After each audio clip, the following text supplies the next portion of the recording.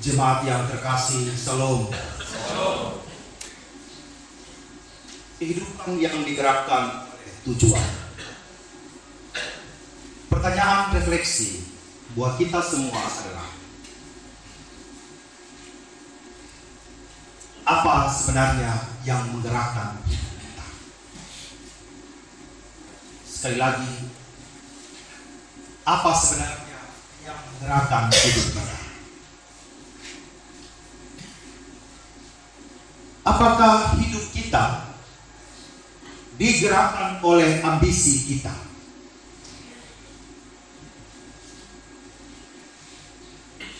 Saat di masa kuliah dapat menerima beasiswa, dapat berprestasi dalam belajar, dapat mengikuti berbagai perlombaan, dan di sana saya menepuk dada dan mengatakan, itu semua karena ambisi saya.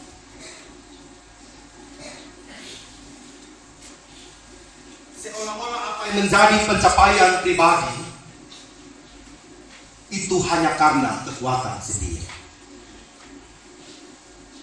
Dan benar-benar ada bahwa tujuan yang saya ingin raih itu karena saya, bukan karena Tuhan.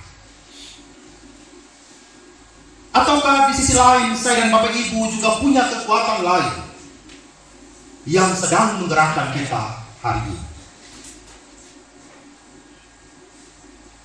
Apakah itu keinginan pribadi?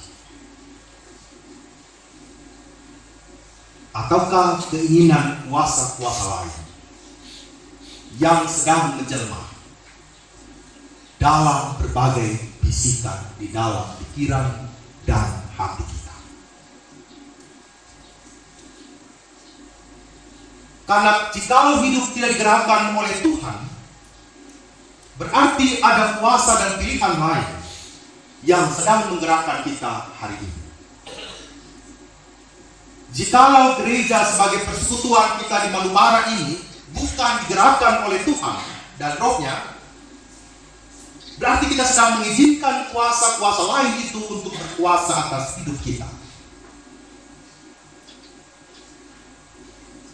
Dan dalam minggu-minggu perkunjungan hari ini, saya ingin katakan bahwa ini baru satu minggu nih ya, kami jalan di satu konser, menemukan ada 7 pasangan yang sudah hamil, anak-anak muda.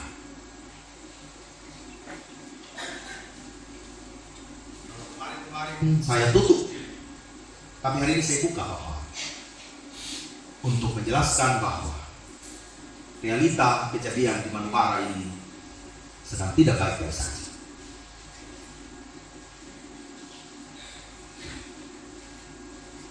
Dan tidak tahu mau kemana mereka mengarahkan. Mau kemana? Tidak bekerja hari ini? Tidak. Rasanya saya juga mau menangis.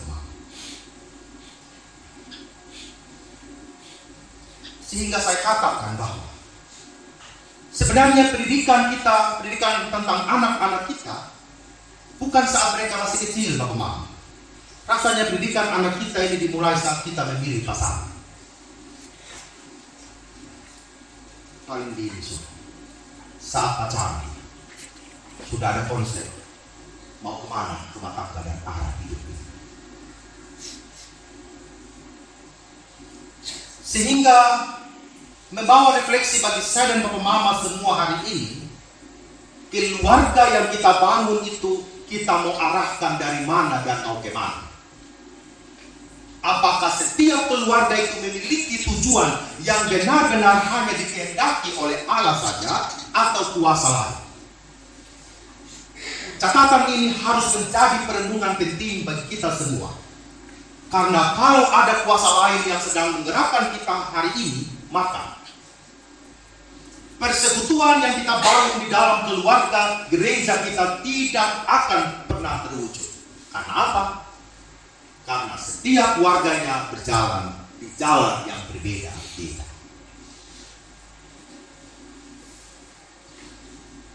Kita mau ke pasar impres, tapi tidak semua satu tujuan ya saya mau ke pasar impres. Apakah kita bisa belanja bersama? Tidak, Bapak. Tiba-tiba ada yang pergi dermaga, naik kapal, nyebrang, mungkin ke Kupang, ke Jawa sana. Satu naik bis, pergi ke arah timur ke Melolo sana, satu arah naik bis menuju ke Sumba Barat sana. Saya percaya yang tujuan mau ke pasar tadi itu tidak akan kita ketemu di sana. Karena apa? Kita tidak sedang digerakkan oleh satu tujuan yang sama dan satu roh yang sama. Oleh karena itu, pemazmur menegaskan dalam Mazmur 139 ayatnya yang ke-6 sampai 24 ini mengatakan yang pertama. Allah kita adalah Allah yang mengenal kita sepenuhnya. Aku bersyukur kepadamu oleh karena kejadianku dahsyat dan ajaib. Ajaib apa yang kau buat dan jiwaku benar-benar menyadari. Tulang-tulangku tidak terlindung bagimu ketika aku dijadikan di tempat yang tersembunyi dan aku direkam di bagian bumi yang paling bawah. Matamu melihat selagi aku bakal anak dan dalam kitabmu semuanya tertulis.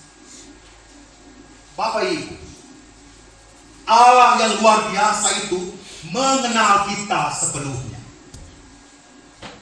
Allah yang luar biasa itu sebenarnya sedang masuk di dalam hidup jiwa raga kita untuk mengarahkan kemana ia harus bawa, yaitu sesuai dengan kehendaknya karena dia mengenal kita seutuhnya. Allah yang menjadikan kita, Allah yang mengenal tulang-tulang kita, Allah yang mengenal kita walaupun kita baru menjadi bakal anak. Allah mengenal kita sepenuhnya, bahkan seutuh-utuhnya. Tidak ada yang tersembunyi. Oleh karena itu, Bapak Mama, kenapa kita tidak mau membangun hubungan dengan Allah itu?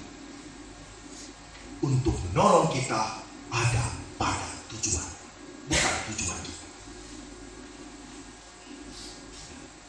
Kalau tujuan kita, Bapak Mama, hanya sekedar hawa nafsu, maka itulah yang akan putar-putar dalam rumah tangga kita. Bukan saja hawa nafsu untuk seks, tetapi hawa nafsu untuk pukul orang, hawa nafsu untuk maki orang, hawa nafsu untuk bakalai, hawa nafsu untuk berantem, hawa nafsu untuk menjelekkan orang lain, hawa nafsu untuk tidak melihat hidup ini sebagai sebuah anugerah. Dan itu sebenarnya kita sedang dalam bencana. Sedang dalam bencana.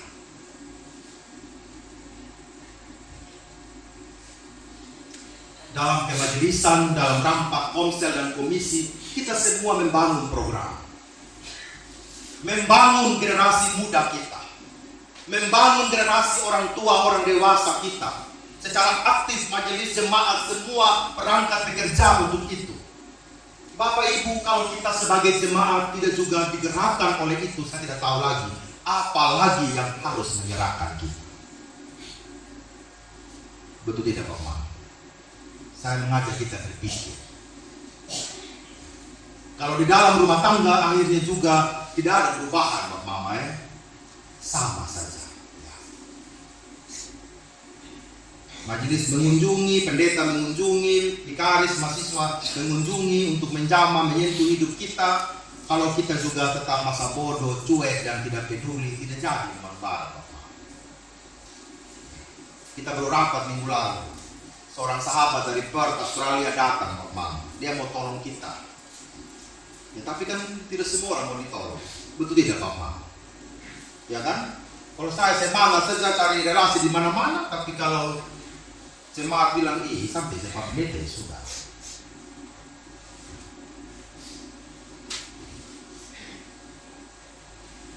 Bapak Ibu, selama ini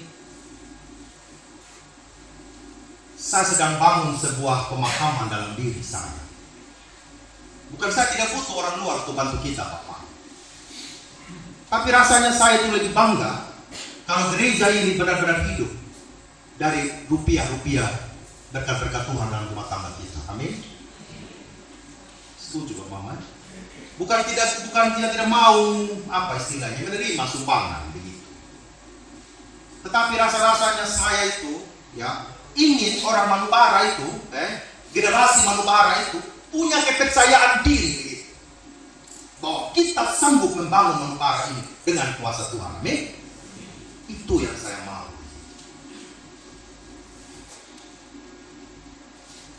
Bukan tidak mau juga membuat yayasan. Bisa. Teman-teman saya bilang, Pak Pendeta buat yayasan, kami tolong Pak Pendeta. Saya bukan tidak mau ditolong, gitu Bapak. Tapi kalau kita belum tertib rapi, bagaimana cerita? Betul tidak? Ya kan? Bertanggung jawab berkat Tuhan, berkat dari orang lain, mudah tidak Bapak? Mudah atau tidak Bapak? Tidak mudah. Karena itu soal kepercayaan orang.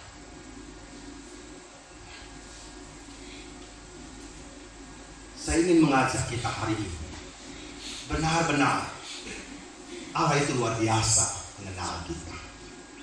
Pertanyaannya adalah, kita mau mengizinkan tidak Allah masuk di dalam hati kita. Hal yang kedua, Allah mengasihi kita tanpa syarat. Seberapapun kita jatuh dan berapa kali pun, pintu pertobatan itu Allah datang dan lakukan bagi kita. Mau kemana kita pergi? Mendaki ke langit? Di dalam dunia orang mati, terbang dengan sayap fajar, tangan Tuhan menuntun kita. Ayat 7-12 ingin mengatakan kepada kita, kemanapun engkau pergi dalam situasi apapun engkau lari, aku tetap mengasihi engkau. Kita mau lari kemana? Kita mau lari kemana?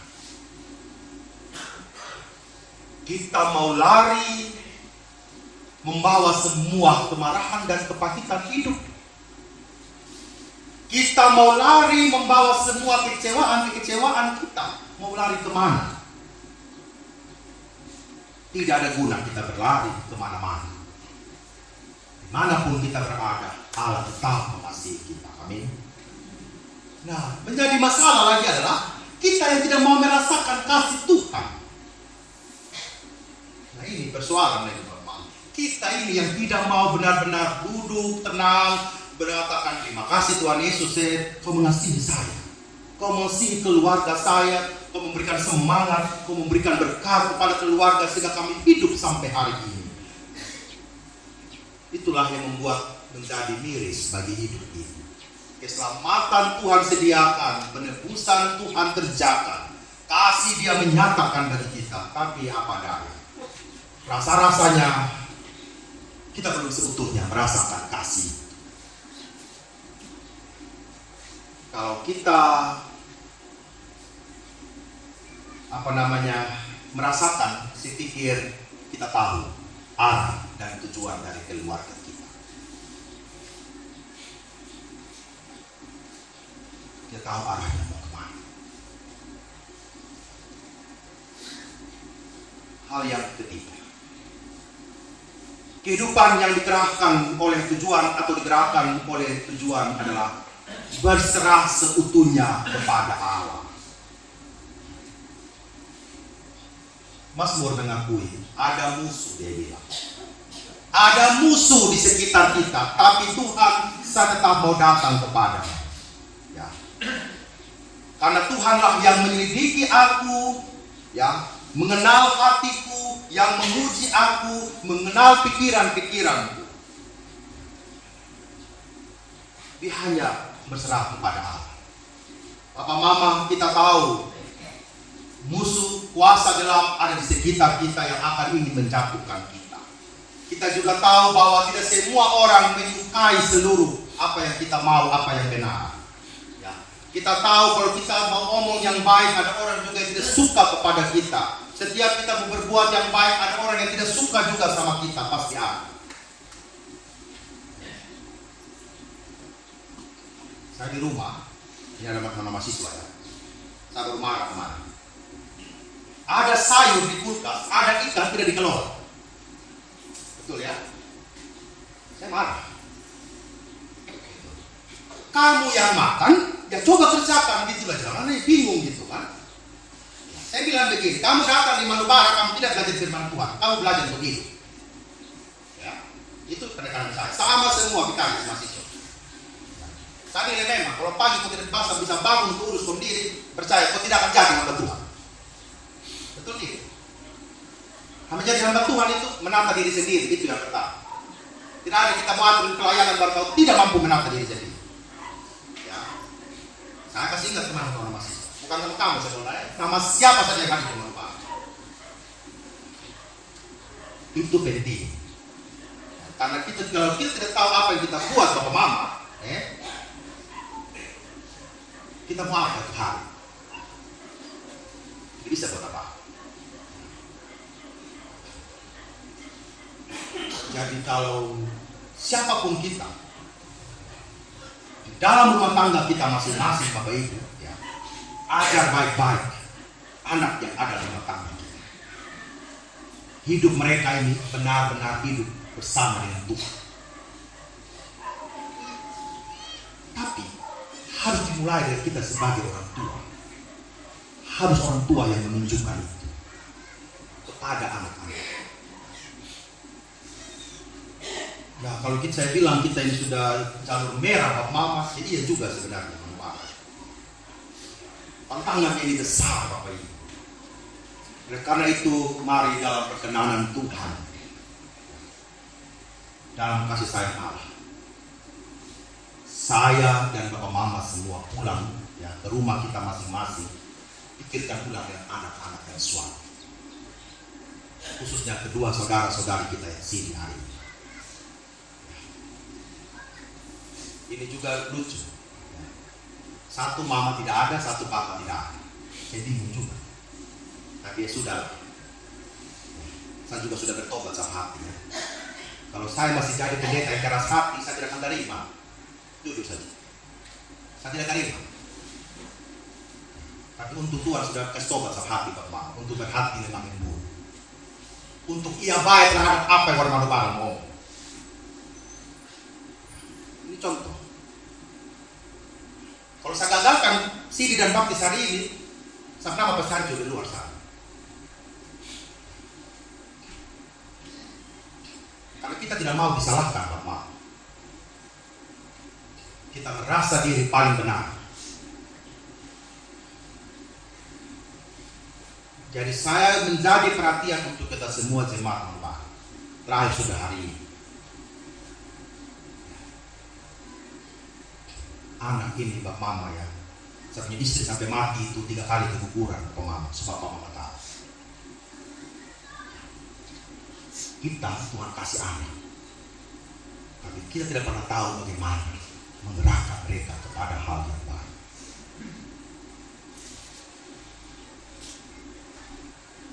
Jadi saya mohon sekali kepada kita sebagai orang tua, mari sudah kita dukung kita anak. Amin Bapak Mama. Saya percaya begitu, dan sampai hari ini saya yakin Tuhan Manubara ini, Tuhan ini mau kasih besar itu Bapak, bukan kasih besar dia punya nama, bukan. Kasih besar dia punya semangat, dia punya karakter untuk menghadapi tantangan. Amin. Kiranya Tuhan menolong saya dan Bapak Mama semua untuk terus menjalani hidup yang hanya benar-benar digerakkan oleh Tuhan. Amin. Tuhan menolong.